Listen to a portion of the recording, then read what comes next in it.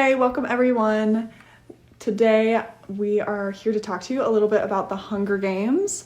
So let's do some intros to get us going, since I have some guests with me. So I'll start us off though. So this is Marin, and I am an English education major, and I have some background in psychology too. So that's kind of what I'm bringing into this discussion today. Ellie, take it over. Okay, I'm Ellie. I am studying public health at BYU, and I love reading. I work at a bookstore. It's like my number one hobby. So, hi, I'm Sydney. I mainly just read for fun. I got really into it this last year and I've read a lot of books in a very short amount of time. And a little bit of my background. I studied sociology at BYU. And got my degree in that in 2022. So it's been a minute since I've been really diving in and studying it, but I definitely look at the world through a sociological lens. Fabulous, ladies. Okay, let's just dive right in. First, I'm going to start us off with a little bit of a summary just to bring us into the world of the Hunger Games. So, this story follows Katniss Everdeen through the post-United States nation of Panem. The civilization grapples with common dystopian features, various things, oppression of the civilian through highly restrictive bureaucratic control, surveillance. There's a deep lack of individuality due to the propaganda throughout the nation. And as well, there is this advancement of the aristocrat. So there's these technological developments that we're seeing that are here to serve the wealthy. Very much this idea of give them bread and circuses, and the capital will be fine while the district suffers. So, as we dive into this novel, we first wanted to talk a bit today about the root of all cruelty article, the New Yorker article that goes into the dehumanization of people, but also the humanization of people. So, Sid, I know you had some thoughts on that. Will you share a little bit about what you're thinking in relation to the Hunger Games? Yeah, for sure. So something that I was really thinking about as I read, it actually starts in the prequel book of the Ballad of Songbirds and Snakes. In that, we see a lot more of the dehumanization of cruelty, where the tributes are brought in and they're put in a zoo and they're treated like animals, and people in the capital can come and visit them and see these creatures that are about to fight to the death. And throughout that book, it follows Coriolanus Snow trying to figure out how to win, and a lot of his tactics are to humanize his tribute. And he realizes that is a lot more successful. And so we start there, and then you jump 64 years into the future, into the Hunger Games, and all of a sudden, the cruelty is done through humanization. It is like a hyper-humanized experience, where people get to kind of feel this heartache, feel this fear, feel this triumph, through these tributes that they connect with, but they don't actually have to experience it themselves and experience that pain where they're not at risk, they're not having to put up the loss, but they get to experience those things through the humanization of others. Awesome, amazing. One of those points that we had discussed a little bit before we started recording was the mutts. So we see that throughout all of the games that there's record of these creatures that are capital made, that have often a human quality to them. One being in the first book, in this games that we're following with Katniss, is the mutts are these dog-like beasts, and they have the human eyes of all the other tributes who have died. So I think that is a really fascinating one to consider, of this humanization of something that's not human to affect the people that are still in the games, still the people who still have to kill each other to get to this end goal of winning, becoming the victor, which has been put as this idealized goal, because to survive would be, ideal. I also think what's interesting about that is, along with the eyes of the tributes, they also make the fur the same color as their hair. From a distance and up close and personal, you're experiencing this humanization. From far away, you're like, whoa, that hair looks like that tribute's hair. But then you get up close and personal, because eye contact is a very personal, intimate thing. And I just think it's interesting that they chose to make it humanized on both levels. Yeah. Totally, I like that a lot. Well, I don't like that. It's awful and terrible. Good job, Suzanne.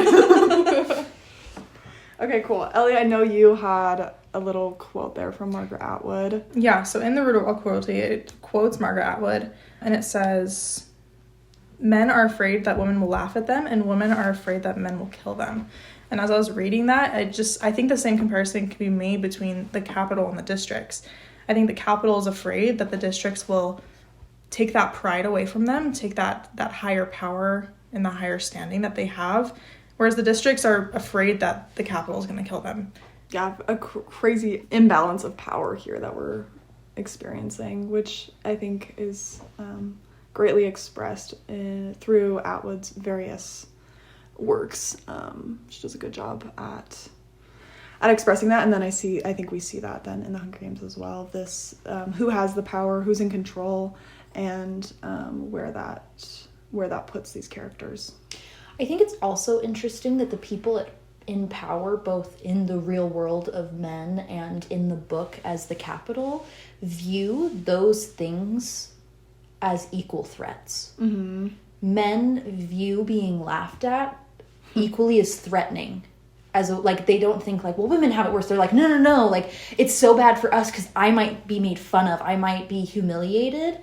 And that's just like a false comparison to being killed. And I feel like the same goes for the capital. Like, they're so out of touch that they're like, but I might not have my really luxurious items. I might have to work harder. I might not get to enjoy the luxuries I have. Whereas the district people are like, well, I might die. Like, you might kill me. You might not give me the resources I need in order to survive. Like, you might do it proactively or like on purpose or not on purpose. The end result is that I might die at your hands. And just like the interesting thing, like the people in power thinking that those are equally bad. I think it like reflects their greatest fear, like, and it reflects their privilege for sure. Like, that's not on the same level, but to them it truly is. Yeah. And yeah, Super interesting. I think that takes us actually really nicely into a part here where we see Peeta and Katniss kind of getting prepared to stare death in the face here, and the different approaches that they have to that experience as both people from the districts. So I'm going to read a little section here for you all. It starts on page 141 and goes into 142, and we're just going to pick up in this conversation that the two of them are having together. So it starts. "It doesn't matter, Katniss," he says. "I've never been a contender in these games anyway." "That's no way to be thinking," I say. "Why not? It's true. My best hope is to not disgrace myself and..." He hesitates. "And what?" I say. "I don't know how to say it exactly, only I want to die as myself." "Does that make any sense?" he asks. I shake my head. How could he die as anyone but himself? I don't want them to change me in there, turn me into some kind of monster that I'm not. I bite my lip, feeling inferior. While I've been ruminating on the availability of trees, Peeta has been struggling with how to maintain his identity, his purity of self. "Do you mean you won't kill anyone?" I ask. "No, when the time comes, I'm sure I'll kill just like anyone else. I can't go down without a fight. Only I keep wishing I could think of a way to show the capital that they don't own me, that I'm more than just a piece in their games," says Peeta. "But you're not," I say. "None of us are. That's how the games work." "Okay, but within that framework, there's still you, there's still me," he insists. "Don't you see?" "A little. Only no offense, but who cares, Peeta?" I say. "I do. I mean, what else am I allowed to care about at this point?" he asks angrily. He's locked those blue eyes on mine now, demanding an answer. So that's where this passage ends, and I just like to consider a little bit of how does this exchange between the two of them, between Katniss and Peeta, reflect the idea of violence in response to humanity.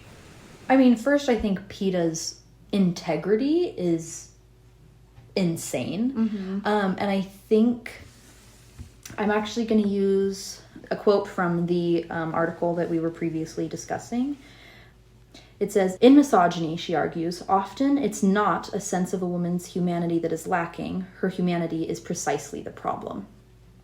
And I think the way that this relates to the book is Peeta's humanity in this moment is exactly what is a problem for the Capitol. The Capitol wants this to be a big show and propaganda for them. And Peeta's saying, I want to be my own person. I want to die on my own terms. And the Capitol is trying so hard to say, you don't get to. You're going to die on our terms. That's the whole point. You're going to die in an arena on our terms. And he's saying, I don't care if that's what you're trying to do. I don't want you to win. But he's also seeing that he doesn't have that much power in the situation. Like he really hopes that he can do that, but he doesn't really have the power to back up that hope. Which is a really interesting idea in the sense that he's aware of that. I think that's fairly impressive, especially since we know he's like 16, to be able to have this understanding of the system that you're in. I think that's a really hard thing to do, but also goes to show that those who are oppressed are the best equipped to understand these kind of systems, that he's being able to process what this means to be a pawn, that's even questioning how to stay true to yourself and if that's even a possibility. Yeah. And I also think the cruelty, he's experiencing both cruelties. He's experiencing the Capitol's cruelty of dehumanizing him and putting him in an arena for people to watch get murdered. But then he's also experiencing the cruelty of humanity, where he has to have this internal conflict. Like, because of the situation the Capitol has put him in, he has to experience this very human internal conflict of, how do I maintain my integrity when my integrity is all I have left? Mm-hmm. I think it's really interesting because throughout the rest of the book, I think he does stay true to that. I think he does, yes, he does have to play the Capitol's game to some extent, but even by the end, when they choose to eat the berries and they're taking that power into their own hands, and I think that's his last hurrah, saying that the Capitol does not own me. I make my own decisions and I choose when I'm gonna go. Mm-hmm. I like that. Well, and even another moment where he experiences that is before this conversation with Katniss. He just declared to everyone that he's in love with her, which to her is a lie. She is not aware that that is actually truth. But from his perspective, he's like, no, this is me being honest. This is actually me holding to myself. And though he is using it to both of their benefits, I think that's just an interesting thing to consider. Not only is he staying true to himself, but he's also finding ways to use that truth to help them and ultimately keep them alive. I think that he's really good at showing that humanity throughout the whole series. There's a lot of tributes that choose to become this killing machine and lose that humanity and start playing the Capitol's game, but Peeta always stays really true to that. Even in the later books when he says that Katniss is pregnant, although that is not true, he's trying to give the Capitol a piece of the humanity to try to change the game, to try to change the outcome. Well, I think that's really an interesting point that you bring up with the second book, because in the first book, he's just holding true to himself. He's speaking truth, and he doesn't have the context of the whole story because it hasn't happened yet. Mm-hmm. He doesn't understand that literally that one moment in time saved him and Katniss's life. Yeah. If that had not been said in that interview, one or both of them would have died. Yeah. And then you see in the next book, he's willing to give up a form of integrity by lying because he knows the power that humanity holds. Because in the first book, he's I'm just being honest. And in the second book, he's I am not being honest. But it doesn't matter because humanity is what's going to speak to people. And in the end, I believe that he's still full of integrity for doing that. Just because he lied once doesn't mean he no longer he's losing his integrity. Mm-hmm. But I think that's just an interesting. In the second book, he has the context of the first book. Yeah, which is just interesting. I think that he definitely plays to the audience that he's dealing with, and when he's dealing with the Capitol and specifically the game makers or President Snow, he's trying to be completely honest and true to himself because he does not want to become like them. But in the second book, when he's catering more to like the people of the Capitol, he needs to show that humanity. And so the way he does that is maybe not being super truthful, but trying to show that they are people and these are they're not just entertainment for them. Which is so interesting to think of. Like, obviously we don't have a full understanding of what his thought processes are through these different decisions he makes and what he does disclose to the Capitol audience. So what I was thinking, going back to the Paul Bloom article, there's just a portion that says, Google your favorite despised human group, Jews, blacks, Arabs, gays, and so on, along with words like vermin, roaches, or animals, and it will come spilling out. And then a few sentences later it says, but wait long enough and you'll hear the word animals used even by respectable people, referring to terrorists or to Israelis or to Palestinians or to undocumented immigrants or to deporters of undocumented immigrants. Such rhetoric shows up in speech of white supremacists, but it also when the rest of us talk about white supremacists. And I think that's just like a really interesting concept where PETA is like seeing how the Capitol is trying to use the humanization of people to inflict cruelty. And he's flipping it on them and saying, you want me to be human? Well, I'm going to make myself so human. I'm going to make Katniss so human that now everyone's turning on you because they're understanding just how cruel this is. It's no longer just like, woohoo, I'm going for my favorite person. But it's like, oh, like, wait a minute. The person's loved one isn't just at home and how heartbreaking. The person's loved one is in the arena with them. And like, what are we going to do about that? Like, we can't let that happen. And I just think that's really interesting that he uses like their own tactics against them. And you see it happen and to his benefit. Mm-hmm. There's definitely a line that the Capitol, that specifically President Snow draws, where he's allowed to go so far with humanity and then it has to stop. And usually that stops right as the games begin, with some exceptions of like giving the tributes food and water and the parachutes to help them. So on that point, Ellie, I want to focus a little bit on some of these key words with government, as you've talked about President Snow now, and Sid, I know you've brought him up as well, that this is a really like central figure that we're looking at, this one person who is the president of Panem, but we also see the government spread out in different ways through peacekeepers, through the game makers. They center around this whole regulation of activity, which is then the whole point creates this capitalistic society that they're living in, all about growing their economy, and that happens through the means of production, which in relation to Marxist theory, I think it's just really interesting that we're seeing the Capitol giving away a lot of their control to the districts as they are the production. They are the means of the production. So we're seeing like with District 4, the fishing industry, or District 12 with coal mining, and everything in between, that the Capitol has pushed that on to others so that they can enjoy then the luxury of their life, which really just brings us back to the idea of base and superstructure here, that the Capitol's focus is on the rewards, the benefits of life in this luxury, but that's only able to happen because of the districts and the products that they're continually producing for the Capitol and their lifestyle. So I'm just interested to see any of your thoughts about that lifestyle of the Capitol citizens, and because we know that the Capitol isn't all the government. We're seeing the government in the Capitol, but then also all of these civilians who are benefiting from living in this specific area.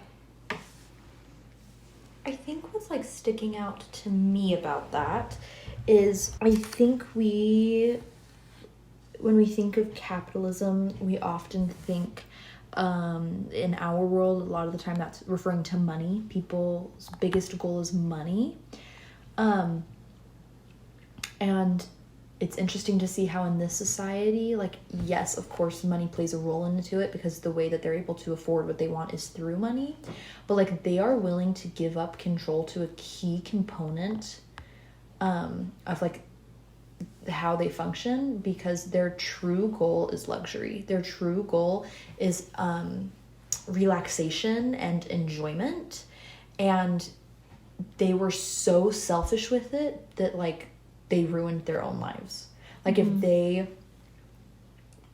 had just even a little bit of foresight, they would have been like, if we give this up, long term, it's probably not going to go great for us. But, like, they were so selfish in their need to relax and enjoy nice things that they didn't really think of the effects. And, like, they didn't think about how poorly they were setting up the lives of others, that they wouldn't just go along with it.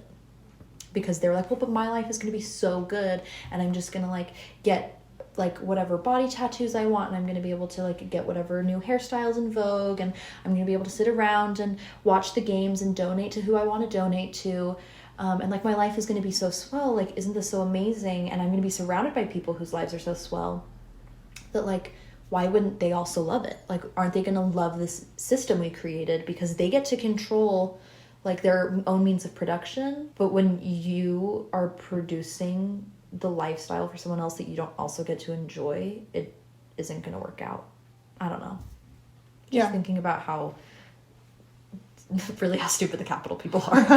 Yeah, no, I think that there's definitely a flaw to their plan, but just to flip it a little bit, it did work for 75 years. For sure. Like, it definitely put the districts in their place. And I think it goes back to, like, the hierarchy of needs. The districts were always in a place where they needed to have these basic needs met. They're the ones who are providing all the things. They don't have the money, especially in the districts, like the lower districts, upper districts.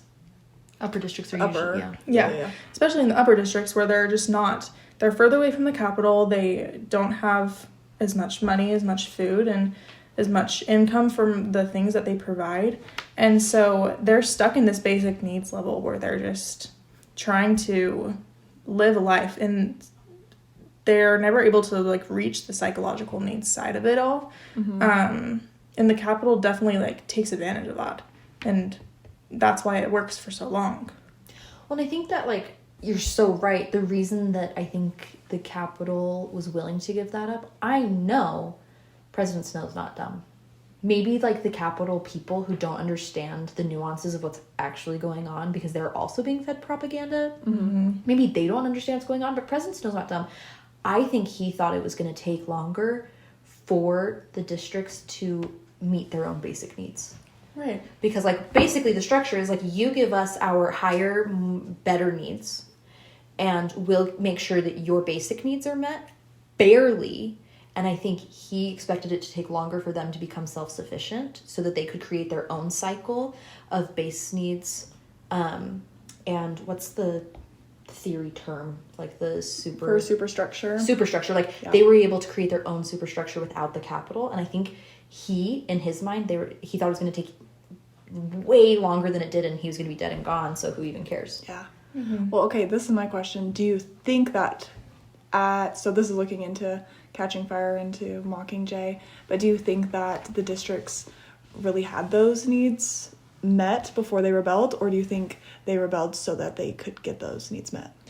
I think that they didn't. I think that going back to humanity, especially when Rue died, that is what caused the initial rebellion in District 11.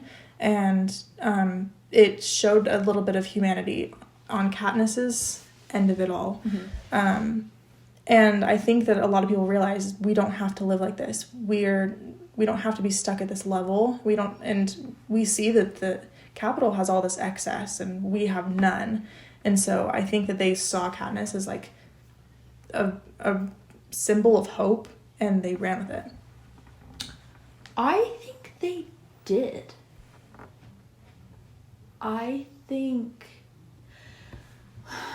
Who knows what class we talked about this in. But in a class, we talked about how China is, like, really close / capable of being completely isolated.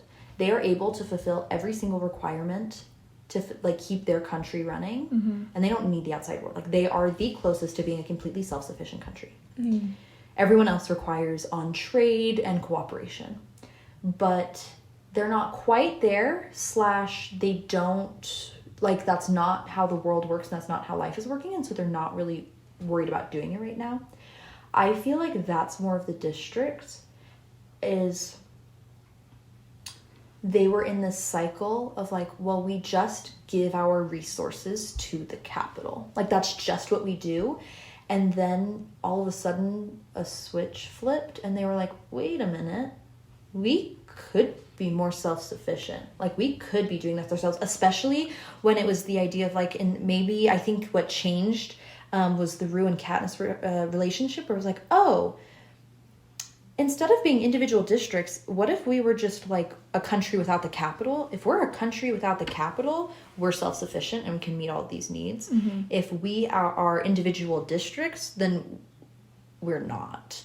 And so like, because of that, they were like, oh no, like we're all ready. And they were communicating in ways that they could of like, yeah, we're all on the same page, right? Okay, well then we have our needs met and we don't need the capital anymore, actually. And so we're rebelling and we're out. But we still have to have enough power to be able to beat the capital and allow ourselves to actually break free. Because if they stop us from breaking free, then we can't be a community that meets the base needs. No, I totally agree. I just also think that there's this level of like, they're not safe where they're at because of the capital. Because the capital has this power over them, and they have the peacekeepers, and they have ways to commit genocide if needed. And so to some extent, I don't think they would ever have fully their needs until the capital's completely gone, because they wouldn't be able to have that safe environment to get to the place where they can start, what was it called again? The superstructure. Yeah, superstructure. For sure. That's super interesting to think of both of these kind of takes. The thing that's coming to my mind is the difficulty that the districts have to communicate with each other, that there's not, like, they've been very isolated from isolated just into their own district by district, which maybe goes to like a point of why the capital was willing to push away the base, give the means of production to the districts, because if they couldn't communicate with each other, then they wouldn't be able to have all their needs met, because each of them specialize so specifically in one thing. But then that's interesting as we see that kind of change, and then with 13 coming in, that might get us going off on tangents forever, but just interesting things that kind of work together for this rebellion, and potentially then work against it for those 75 years that we see that the districts were under oppression, I guess. Also, just one final thought on that. Yeah. I think it's really interesting that they halted communication, and then they also helped meet each other's needs without really using the other districts. It's not like the capital came in and said, here's your shipment of fish from District 4. Here's your shipment of textiles. Here's your shipment of produce. They were like, we'll like maybe kind of help you, but like you're on your own. But if you join and put your name in more times, we'll give you tesserae, which is like nasty pudding paste that doesn't come from any of the districts. So you don't feel like there's this sense of trade where it's like, why don't we cut out the middleman? It's like, well, we don't have any trade in place because they take it all and then give us stuff that we don't even know where it's coming from. Yeah. When each district is functioning so separately that they don't even know what those look like. Okay, you may have heard that District 7 is like the lumber district, but you don't necessarily know how their specific economy is working and what that function looks like, because the only communication you have with people from that district is when you go to the games and then you die. So like the only leadership that they all have in common is the capital, and so I think that's why it's such a big deal when Katniss becomes who she does, because they now all have this separate leadership individual that is separate completely from the capital. Seeing this figure who is then backed by people who have been looking at the districts for years and years and years. So thanks 13 for coming in, but also there's some issues there. There's some issues there. Really big issues there. We'll stop before we get into that. To conclude, I just like to give each of you a couple moments to share some final thoughts about your specific position and what that does for your reading of The Hunger Games. So, Ellie, do you want to start us off there? Yeah. So just as someone studying public health, something that's like very prevalent and something that we talk about very often is socioeconomic factors impacting people's health and well-being. And I think that that is something that is kind of flies under the radar, but is definitely present in the Hunger Games. And just the fact that there's lots of districts like closer to the capital, the careers, that just are given better chances, that have more resources accessible to them. They're able to go to schools to prepare for the Hunger Games, and have better food. They're just in a better overall place to win this game that the capital has created. And someone like Katniss, who's from District 12, she's been lucky to have learned how to hunt and things like that, but she has been at a severe disadvantage because of the place that she was born and the environment that she's in.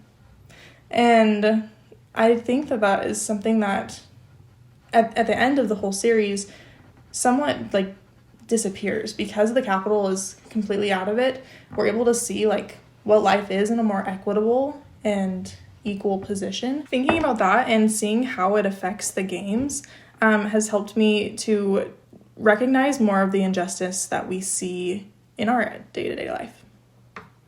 Great. Thanks, Ellie. And Sydney, what are your last thoughts for us? I've just been thinking a lot as someone who studied sociology and specifically focused on inequality in society. I'm often drawn to looking at the forms of capital that people have, which, just slight tangent, I think it's very, very fascinating that the capital is named capital. Yeah. And just like very telling that like they're hoarding capital. But I just think a lot about the forms of capital as in like financial capital, physical capital, human capital, social capital, and cultural capital. And how when you really deep dive into the types of capital that the different characters have, things that might look like a David and Goliath situation. So you think of Katniss and you think of the career tributes. You would think that the career tributes were better equipped to win the fight. But I think if you look at the individual types of capital, really the only capital that they had on her was human capital, which is cognitive skills and abilities embodied in an individual. Beyond that, theoretically, which I think she actually does have a lot of those things, like beyond that, she actually has way more capital than all of them. Social capital, she knows what's going on. She had a mentor who really helped her with cultural capital. She had PETA, who was making her the most desirable person ever, really playing the crowd, tons of cultural capital. Like Haymitch was really working hard to get her sponsorships, and those sponsorships saved her life. You have and they once again contributed to financial capital. So all these things that it seemed like she had none of, I think she was actually way more equipped to win the games than people thought. So even though it looked like this big David versus Goliath situation, I actually think she was Goliath. And so I just think when you look at it that way, when I'm looking at how societies interact and how peoples interact, I look at the book a lot different than what you see at face value. Yeah. Oh, I love that. That's great. All right. Well, I will just then close this off thinking a little bit through a psychological lens here. My interpretation of this novel consistently is brought back to the ideas of traumatic life experiences. As we are initially introduced to Katniss, we are seeing all of these pre-games experiences that she has had in losing her father and basically raising her sister, even though she's a child still herself. And then, of course, living in this very oppressive and harsh dystopian nation. And then we, of course, see her through the games and all of the experiences she has that contribute to the trauma that she is faced with, and then of course into the post-games life that we read through the rest of the books. There is such a great impact that these experiences have on her relationships, both with her family members, of course with Peeta, we see with Gale, and then people like Haymitch or Cinna, and her desire to hold back from people, and to her lack of trust. We see that she's very particular about the people that she opens up to, the things that she tells people, and something that's always stood out to me is a line that Katniss has after Peeta is sharing a lot of his personality through kindness. She talks about how a kind Peeta is more dangerous to her than an unkind one, and I think that shows us a lot about her life experience and where she's coming from. And then of course with a literary lens, we also see that Katniss's experience is definitely not unique within this book, that there are of course so many other characters who have experienced trauma through living in Panem, and that this really is a recurring theme that we're dealing with throughout this very capitalistic society. So thank you ladies so much for joining me today and talking a bit about the Hunger Games.